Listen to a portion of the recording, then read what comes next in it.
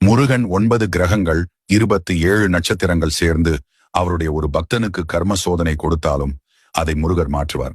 ஏனென்றால் படைக்கும் தொழிலை முருகர் செய்ததினால் அதில் என்ன நடக்க வேண்டும், எப்படி நடக்க வேண்டும் என்ற அனைத்தும் முருகனுக்கு தெரியும். ஆதனால்தான் தன்னுடைய பக்தர்களுக்கு கடலை போல் அள்ளி அள்ளி கொடுக்கிறார். ஒருவரின் கர்மா எவ்வளவு மோசமாக இருந்தாலும் தன்னை நாடி வந்த உடனேயே சோதனையை அள்ளி கொடுத்து விடுவார் முருகன். அந்த சோதனை எப்படி இருக்கும் என்றால், நீங்கள் தாரை தாரையாய் கண்ணீர் விட்டு அழுவீர்கள். கண்ணீர் வந்தால் என்ன அர்த்தம்? உங்கள் கர்ம வினைகள் கரைகிறது அந்த கண்ணீரின் வழியாக. அந்த சோதனையை கொடுத்து கொடுத்து உங்கள் கர்மா தீர்ந்த பின் முருகன் நீங்கள் கேட்ட அனைத்து வரங்களையும் அள்ளி அள்ளி கொடுப்பார்.